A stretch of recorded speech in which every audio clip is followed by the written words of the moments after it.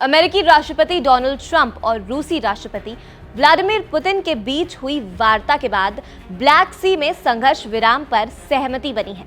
इससे रूस को तेल, गैस और उवर्कर निर्यात में लाभ मिलने की संभावना है। विशेषज्ञों का मानना है कि ये समझौता यूक्रेन के बजाय रूस के फायदे में ज्यादा है और ये कोई चौंकाने वाली बात भी नहीं है, क्योंकि जिस तरह से ट्रंप और ज़ेलेंस्की के बीच वार्ता रही है उसे देखते हुए ऐसे ही अंजाम की उम्मीद थी। देश दुनिया की खबरों वाले इस सेगमेंट में आज हम इसी पर बात करेंगे। नमस्कार, मेरा नाम है खुशी सक्सेना।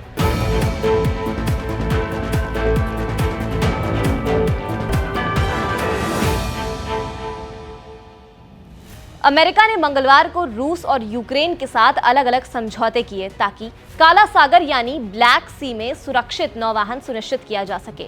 इसके अलावा दोनों देश एक दूसरे की ऊर्जा सुविधाओं पर भी हमला रोकने को तैयार हो गए थे। अगर ये समझौते लागू होते हैं तो रूस और यूक्रेन सीज़फायर की दिशा में अब तक की सबसे बड़ी जीत होगी। अमेरिका ने इसे यूक्रेन और रूस के 3 साल पुराने युद्ध को समाप्त करने के लिए शांति वार्ता की दिशा में बहुत बड़ा कदम बताया है।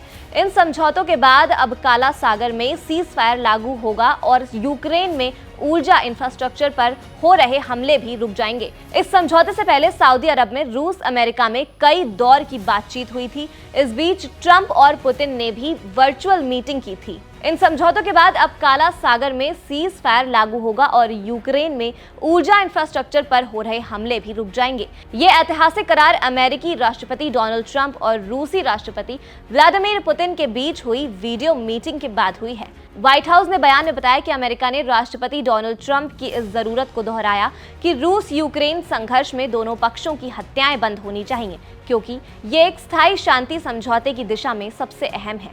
दरअसल अमेरिका और रूस के बीच 23 और 25 मार्च तक सऊदी के रियाद में द्विपक्षीय वार्ताएं हुई थी, जिसमें दोनों देशों के बीच कई अहम बिंदुओं पर सहमति बनी, जिसमें काला सागर में सुरक्षित नेविगेशन की व्यवस्था, बल के प्रयोग को समाप्त करना और कमर्शियल जगहों का सैन्य उद्देश्यों के लिए इस्तेमाल रोका जाना शामिल है।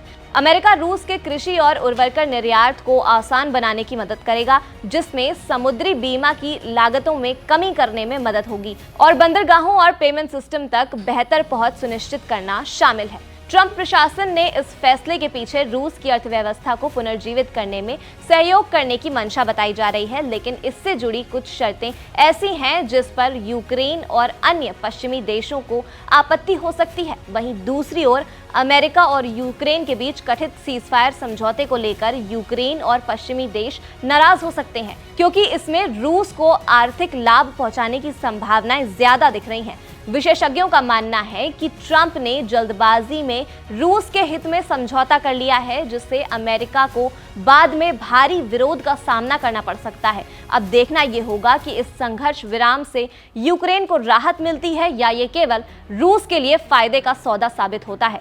खैर, इस खबर में बस इतना ही। देश दुनिया की तमाम खबरों के लिए देखते रहिए एबीपी लाइव। आपके लिए खबर लिखी थी हमारे साथी साहिल राज ने।